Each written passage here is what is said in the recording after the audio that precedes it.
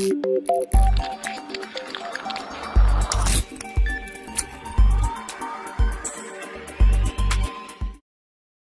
pessoal, eu sou o professor Gustavo Santana e vamos dar continuidade ao nosso estudo de fluidodinâmica. No vídeo passado, a gente viu o conceito de vazão e a equação da continuidade.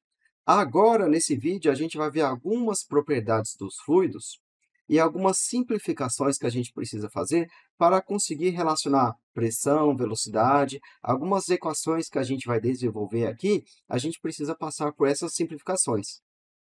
Geralmente, essas propriedades e simplificações que a gente vai fazer, geralmente compõem o início do capítulo de fluidodinâmica. Eu optei por iniciar o capítulo com a equação da continuidade, por quê? Primeiro, porque é um assunto mais divertido e por cair mais em prova. Já esses conceitos, eles não caem tanto e é considerado um tema mais maçante, digamos assim. Mas é importante a gente passar por eles, até porque a gente vai precisar utilizar essas simplificações para estudar a famosa equação de Bernoulli. Mas só faltou a gente passar por um pequeno tema no vídeo passado, que é o seguinte. Vamos só ver esses dois termos aqui que caem bastante em prova, o termo bocal e o termo difusor. Vamos só passar por eles? Bom, a gente viu que a vazão é dada pela área da seção transversal vezes a velocidade, né? E também pode ser dada pelo volume dividido pelo intervalo de tempo, certo? Eu vou utilizar a velocidade minúsculo, ou melhor, vou utilizar V minúsculo para a velocidade e V maiúsculo para volume. Agora, a gente vai trabalhar apenas com essa equação aqui, ó. A vazão é igual a área vezes velocidade, que é uma constante, certo? E a gente viu, então, a área da primeira seção vezes a velocidade nessa seção é igual à área na segunda seção vezes a velocidade nessa segunda seção. Vamos ver esse bocal e o difusor? No bocal, a gente vai ter uma redução da área da seção transversal. Então, o tubo ele se afunila, né? Isto é um bocal. A gente vai ter uma redução da área e a gente vai ter como consequência o aumento da velocidade. Então, o bocal serve para isso. Serve para, ao diminuir a área da seção transversal, a gente vai aumentar a velocidade. Já que a área vezes a velocidade é uma constante. Se a gente diminuiu a área, a gente vai aumentar a velocidade. O difusor é o contrário. A gente vai aumentar a área da seção transversal. Com isso, a velocidade vai cair. A gente tem área vezes velocidade, é uma constante. Se a gente aumentou a área, a gente vai diminuir a velocidade. Por exemplo, vamos pegar um exemplo bem rápido aqui, antes de continuar com a nossa matéria. Olha só, vamos pegar um bocal em que a área da entrada corresponde a 2 vezes a área da saída. Aqui nós temos a área da saída, né? Então, a área da entrada vezes a velocidade na entrada é igual à área da saída vezes a velocidade na saída, sendo que a área da entrada é 2 vezes a área da saída. Então, 2 vezes a área da saída vezes a velocidade na entrada é igual à área da saída vezes a velocidade na saída. A área da saída cancela com a área da saída e a gente tem que a velocidade na saída é 2 vezes a velocidade na entrada. Então, ao a gente pegar a área e dividir pela metade, a gente vai estar dobrando a velocidade de saída, certo? Agora, vamos analisar as propriedades e algumas simplificações que serão necessárias para a gente prosseguir com o nosso estudo. Você vai ver questões falando em fluido real versus fluido ideal. No fluido ideal, a gente vai ter essas considerações que a gente vai ver aqui abaixo. Quando a questão fala fluido ideal, só esse termo está dizendo que o escoamento vai ser laminar, que o escoamento vai ser incompressível, que o escoamento vai ser não viscoso, que o escoamento vai ser irrotacional. Já se eu estou falando em fluido ideal, podem existir o escoamento turbulento, o escoamento compressível, o escoamento com viscosidade e o escoamento com rotação. Vamos passar por cada um desses termos? Então, vamos lá. A gente vai considerar o fluido ideal, ou seja, a gente vai considerar que o nosso escoamento é laminar, também chamado de escoamento estacionário, ou também escoamento permanente. Todos esses termos a gente vai ter como sinônimos: escoamento laminar, escoamento estacionário ou escoamento permanente. Se o escoamento não é laminar ou seja, não é estacionário, ou seja, não é turbulento, a gente vai ter o escoamento turbulento. Escoamento turbulento. É o contrário do escoamento permanente, é o escoamento turbulento. Bom, o que é um escoamento laminar? Um escoamento é dito laminar quando as propriedades do fluido não mudam com o decorrer do tempo. Ou as propriedades do fluido podem mudar com a distância. Se você está no início do nosso tubo, considere uma água percorrendo um tubo, né? Se você está no início do tubo, você vai ter uma certa velocidade, uma certa pressão. Mais adiante, você vai ter uma outra velocidade do fluido, uma outra pressão. Bom, ao longo da distância, as propriedades mudam, mas com o passar do tempo, as velocidades não mudam. Aqui nesse mesmo ponto, no início do nosso tubo, considere aqui o nosso tubo, e aqui a gente tem uma posição que vamos chamar de x igual a zero. E aqui dentro desse tubo está escoando água, né? E aqui nessa posição a gente tem uma velocidade de 1 metro por segundo, uma certa pressão, né? Então, as propriedades nesse ponto não mudam com o tempo, seja o instante t igual a 0 segundos ou t igual a 10 segundos. As propriedades desse fluido não se alteram. Quando a gente tem isso acontecendo, a gente vai chamar de escoamento laminar, ou escoamento estacionário, ou escoamento permanente. Já se a velocidade nesse ponto é de 1 metro por segundo, já no instante seguinte, 2 metros por segundo, aí a gente não está mais no escoamento laminar, a gente está no escoamento transiente ou no escoamento turbulento.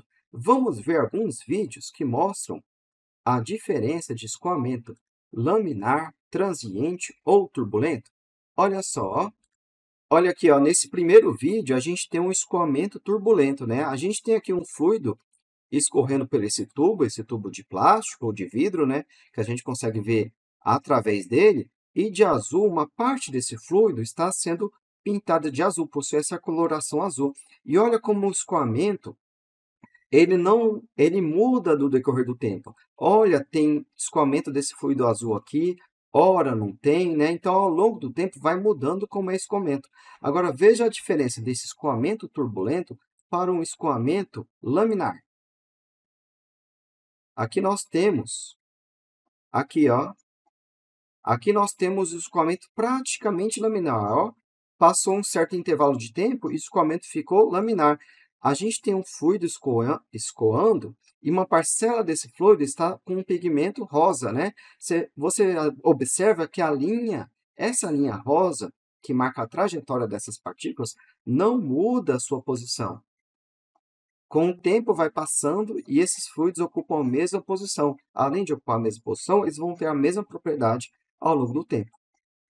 Aqui embaixo, você vê como está a saída de água pela torneira. No fundo desse experimento, vai ter a torneira, né? No final desse experimento. E olha só, o que a pessoa está fazendo? Ela vai aumentando a velocidade de escoamento e o escoamento deixa de ser um escoamento laminar. E depois, ó, vai ter pequenas variações. Ó. Você vê que tem umas pequenas variações dessas linhas de corrente. A gente vai ver esse termo, linhas de corrente. A gente tem aqui o escoamento de transição. Depois, a pessoa vai aumentar mais ainda essa velocidade e a gente passa pelo escoamento turbulento, né? Então, a classificação entre permanente, de escoamento de transição, escoamento turbulento, não depende apenas do fluido, né? Depende da velocidade que a gente está empregando, depende desse diâmetro do tubo. E um número que a gente vê essa relação entre permanente, transiente e turbulento é chamado de número de Reynolds, né? Que vai levar em conta a viscosidade do fluido, a densidade e o diâmetro do tubo e a velocidade, certo? Então, aumentando a velocidade, mudando a velocidade, a gente vai ter essa diferença de escoamento permanente, de escoamento transiente ou de escoamento turbulento. Então, olha só, o que é um escoamento laminar? Um escoamento é dito laminar quando as propriedades não mudam no decorrer do tempo.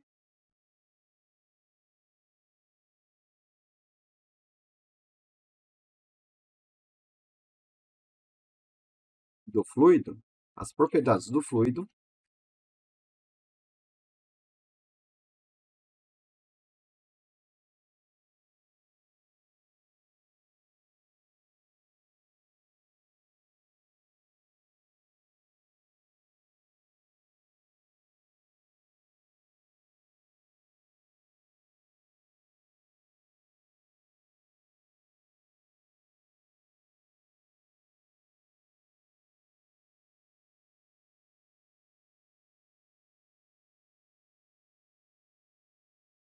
não mudam com o passar do tempo. O início, olha, vamos ver essa figura de novo? O início de todo escoamento, independente da velocidade, o inicinho de todo escoamento, ele é turbulento. Olha, aqui, ó, aqui a gente tem uma velocidade baixa, mas aqui, ó, você vê que o perfil da velocidade, ele vai mudar nesse início até que você atinja esse escoamento permanente, né? Então, é necessário um certo intervalo de tempo até a gente atingir esse escoamento permanente. Atingindo o escoamento permanente, se você for manter essa velocidade, vai continuar como escoamento permanente. Então, vai depender do intervalo de tempo, se você está no início do escoamento ou não, vai depender da viscosidade, um termo que a gente vai ver daqui a pouco, vai depender do diâmetro do fluido e da densidade. As propriedades do fluido não se alteram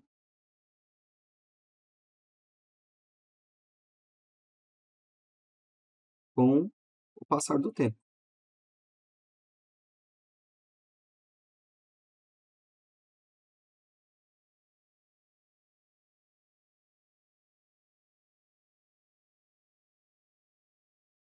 É o oposto, escoamento laminar é o oposto,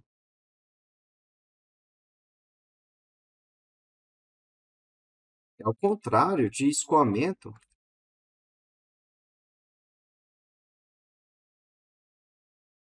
é o contrário de,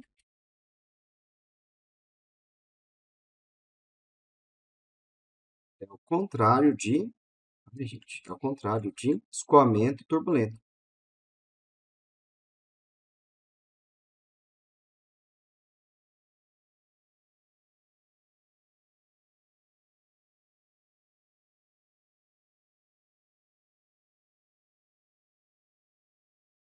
Contrário de escoamento turbulento.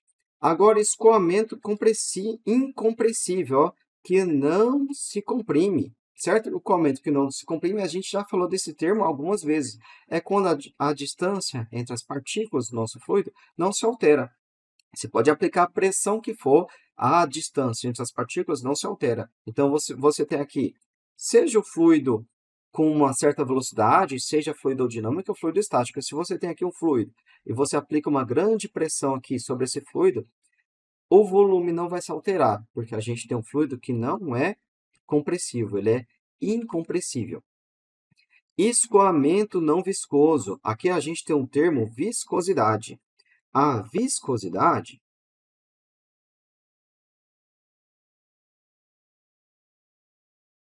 A viscosidade é uma propriedade do fluido que está relacionada ao escoamento. Ela é similar ao atrito que a gente tem com sólidos.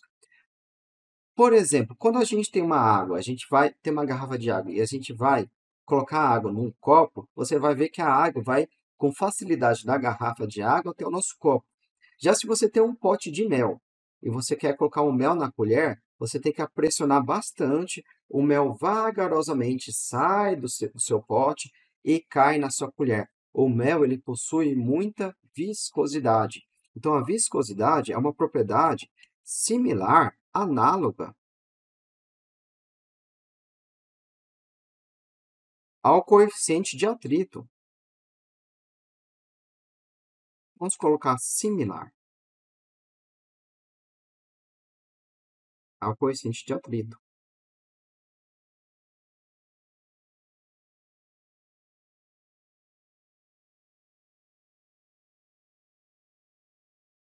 Por que ela é similar ao coeficiente de atrito? Porque tanto o coeficiente de atrito quanto a viscosidade, eles estão diretamente relacionados à conversão de energia cinética em energia térmica. Se você tem um atrito entre os objetos, uma parte da energia cinética está sendo convertida em energia térmica, está fazendo aquecer aquela região. A mesma coisa a viscosidade. Você tem a conversão de energia cinética para energia térmica, certo? Energia cinética para energia térmica.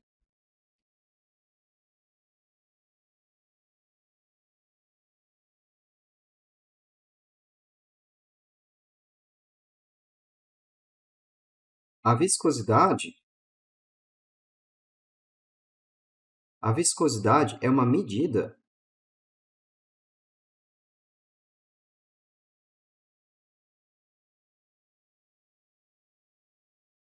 de resistência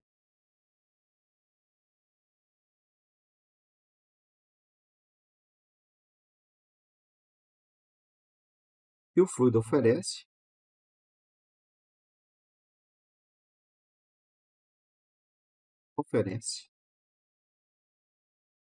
ao escoamento, oferece ao escoamento,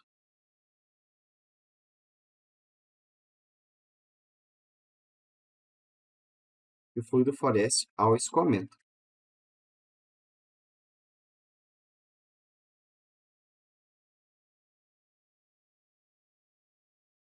Por exemplo, a gente viu a relação entre mel e a água, né? A gente viu a relação entre mel e água. O mel é muito viscoso, ele apresenta uma grande resistência ao escoamento. Ele dificulta o escoamento, né? Você precisa empregar aí uma grande força ao pote para que o mel escoe, né? E ele escoa ainda assim vagarosamente. Já a água, né? Você consegue com facilidade colocar água em outro recipiente, né? Então o mel é muito viscoso e a água pouco viscosa.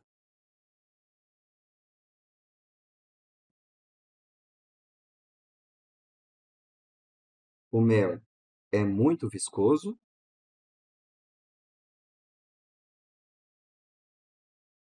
e a água pouco viscosa, pouca resistência ao escoamento,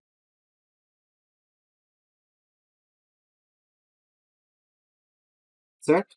Além disso, quando a gente fala em fluido ideal, a gente está considerando o escoamento irrotacional. O próprio nome diz, né?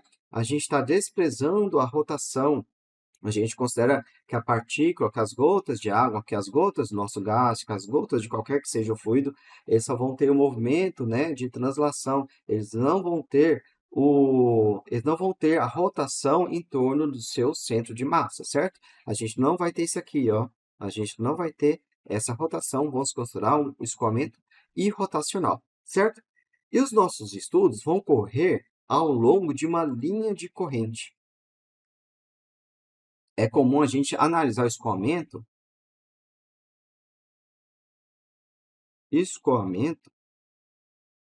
ao longo de uma linha de corrente.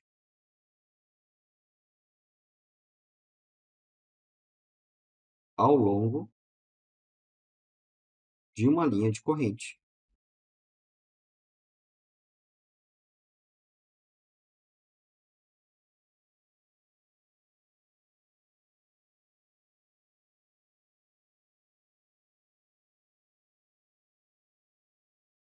Ao longo de uma linha de corrente. O que é isso? Considera que esse rio aqui nessa figura, a gente tem um rio, e você caiu nesse rio algum fluido, uma gota de sangue, alguma coisa com uma coloração que você consegue ver. E considere que esse fluido que você colocou, essa gotinha de sangue, ela não vai diluir. Você vai ver ela movendo ao longo do rio, né? E você vai ver a trajetória que essa gota de sangue vai ver ao longo do deslocamento dessa gota através do rio, né? A gota de sangue veio para cá, do ponto A, depois ela passou por aqui, atingiu o ponto B, depois atingiu o ponto C. Então, você imagina, assim, essa trajetória dessa gota de sangue. Essa linha aqui, ó, que passa pelo ponto A, ponto B, ponto C, essa trajetória feita por essa gotinha, a gente vai chamar de linha de corrente, certo? A gente vai, quando a gente estiver estudando, comparando a velocidade no ponto A com a velocidade no ponto B, pressão no ponto A com a pressão no ponto B, essas análises vão ser ao longo de uma linha de corrente. Se você descobriu, por exemplo, que a velocidade no ponto B é de 1 metro por segundo, você não pode concluir que a velocidade no ponto D é de 1 metro por segundo, ou você não pode concluir, através da equação de Bernoulli, achar a velocidade no ponto D, por exemplo. Por quê? Porque o estudo vai valer apenas para essa linha de corrente. Então, nossos estudos vão valer para aquela específica linha de corrente, certo? Isso é a linha de corrente. É a trajetória feita por uma partícula do nosso fluido. Beleza? Vamos lá? Vamos para a famosa equação de Bernoulli.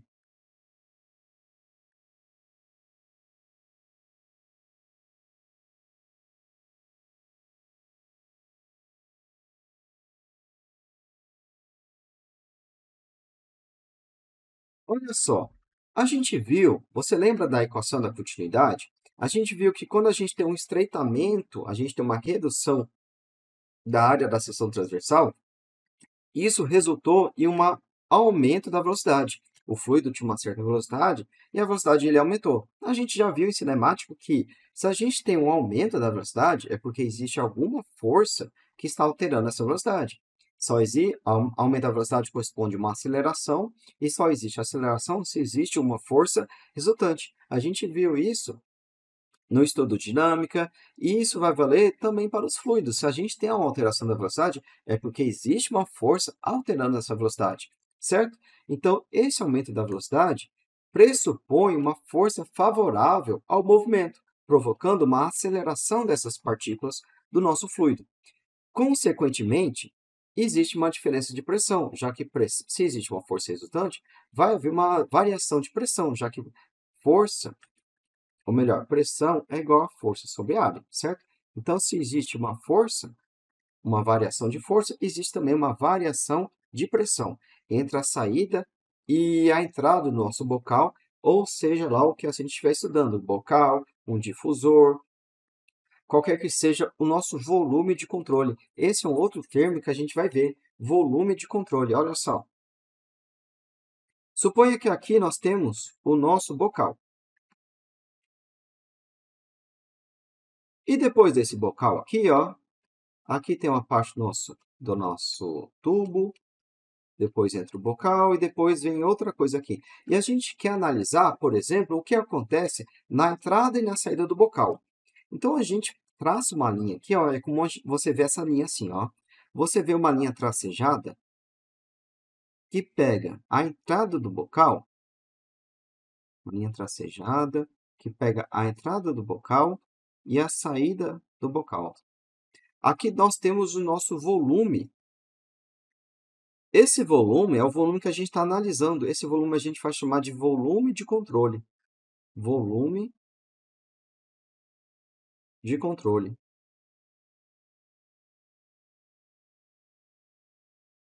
Esse nome estranho, ele apenas diz que é o volume que a gente está estudando, é o volume que a gente está analisando. E se a gente está analisando só a superfície, que seria esse tracejado, a gente tem aqui ó, a superfície de controle. Você vai ver também esses termos nas questões. Apenas está dizendo que a gente está analisando essa superfície. Aqui seria a superfície 1, a superfície de entrada, e aqui a superfície 2, a superfície de saída. Aqui nós temos a superfície de controle.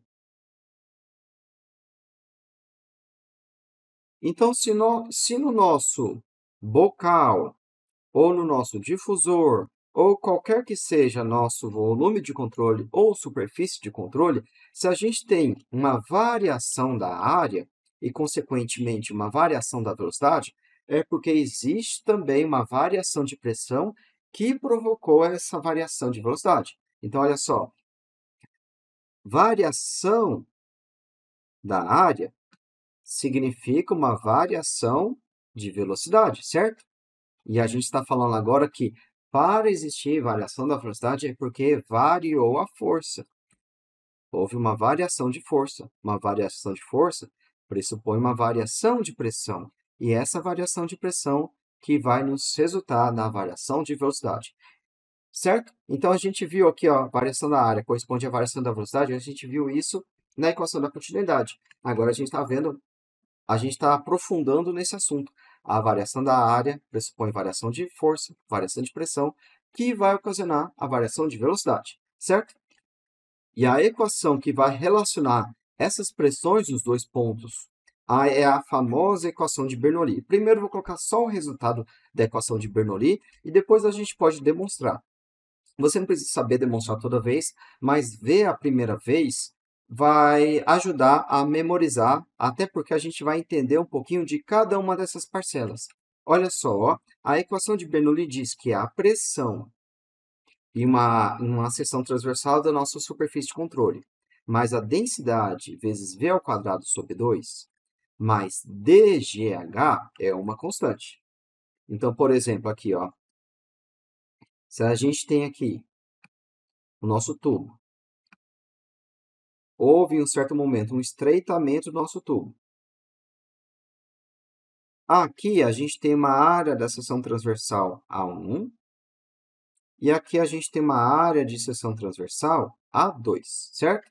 A gente vai ver que a pressão nessa região 1, mais a densidade do fluido, vezes a velocidade nessa seção 1, ao quadrado dividido por 2, mais a densidade, vezes a aceleração da gravidade, vezes H1. H1 é a altura, né? É porque a gente pode ter variação da altura no nosso tubo, né? Vamos colocar essa variação de altura? Então, olha só, vamos mudar o nosso tubo. Ele vem para cá, depois ele subiu. E aqui, ao subir, já tem um estreitamento, ó. Já tem o nosso estreitamento do nosso tubo. Aqui nós temos a área 2. Aqui a gente tem uma variação de altura que a gente vai chamar de H2 menos H1, certo? Bom, a gente viu que a pressão em 1 mais dV ao quadrado sobre 2 mais dGH1 vai ser igual à soma desses mesmos termos para a seção A2. Vai ser a P2 mais D mais dV2 ao quadrado sobre 2 mais dGH2. É isso que diz a equação de Bernoulli. A soma da pressão mais dV ao quadrado mais dGH é uma constante, em que P é a pressão, D é a densidade do fluido, V é a velocidade, G é a aceleração da gravidade, a altura H é a altura da partícula em relação a um referencial qualquer, e esse termo constante significa que esse resultado dessa expressão é constante para qualquer seção do fluido. Se eu estiver analisando entre essa seção 1 e essa seção 2, ou se nosso volume de controle seja dessa seção 1 até essa outra seção aqui, ó, até essa seção 3, a soma desses termos vai ser constante, independentemente de qual seja nossa superfície de controle, nosso volume de controle, considerando o fluido ideal, né? Um fluido que tem escoamento laminar, incompressível, viscosidade igual a zero, né? Faltou eu falar isso, né? Olha aqui, ó. Quando a gente estava vendo isso aqui, ó, a gente viu a definição de viscosidade, mas a gente esqueceu de falar. Olha, eu esqueci de falar, na verdade, né? A gente está considerando o escoamento não viscoso, ou seja, essa viscosidade, essa resistência ao escoamento do fluido é igual a zero, né? Estamos considerando que a viscosidade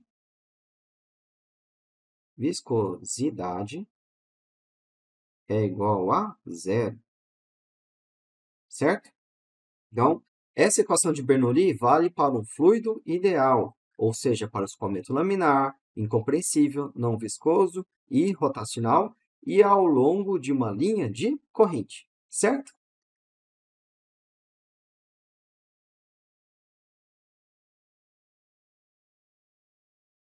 Essa é a equação de Bernoulli. Bom, antes da gente ver um exemplo, não, antes da gente demonstrar a equação de Bernoulli, vamos ver um exemplo. Olha só.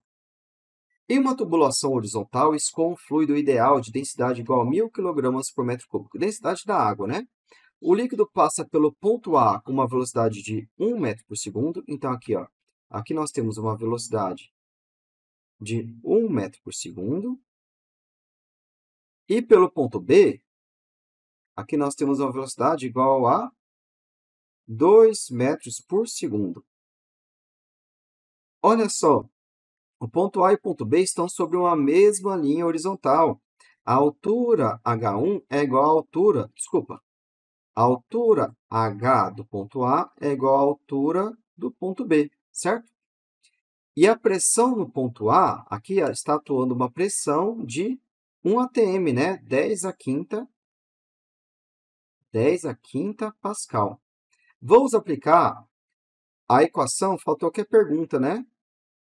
Não, temos aqui, ó, calcule a pressão no ponto B. Vamos aplicar a equação de Bernoulli. A gente viu que a pressão mais dGH mais dV ao quadrado sobre 2 é uma constante. Depois a gente vai ver uma dica para memorizar essa equação, tá? Depois, logo em que a gente demonstrar a equação de Bernoulli, a gente vai ver uma dica como memorizar essas três expressões. Vamos lá. Então, a pressão no ponto A mais a densidade vezes a aceleração da gravidade vezes h no ponto A, mais a densidade vezes a velocidade no ponto A ao quadrado sobre 2 é igual a pressão no ponto B mais dgh, só que agora h é no ponto B, mais d vezes a velocidade no ponto B ao quadrado sobre 2, certo? Bom, como a HA é igual a HB, essa expressão aqui, ó, se cancela com S, certo? A pressão no ponto A é 10 a quinta pascal, mais a densidade do fluido de 1.000 kg por metro cúbico, vezes a velocidade no ponto A de 1 metro por segundo, ao quadrado sobre 2, é igual à pressão do ponto B, mais a densidade do fluido de 1.000 kg por metro cúbico, vezes a velocidade no ponto B, que é de 2 metros por segundo, ao quadrado sobre 2, certo? Logo, 10 a quinta pascal mais 1.000 dividido por 2 é igual a 500, é igual a pressão no ponto B mais 1.000 vezes 4 sobre 2 é igual a 1.000 vezes 2, né? É igual a 2.000. 2.000. 500 menos 2.000 é 1.500. Então, aqui, ó, vou tirar esse 500 e aqui eu vou colocar 1.500. 10 a quinta corresponde a 100.000, né? 10, um número 1 com 5 zeros, né? Então, a gente tem que a pressão no ponto B é igual a 100.000 pascal menos 1.500, certo? 0,05. Aqui ficou 9, né? Que eu emprestei 1. 9 menos 1, 8. Aqui, ó, ficou o 9. Pressão no ponto B. Pressão no ponto B é igual a 98.500 pascal, certo?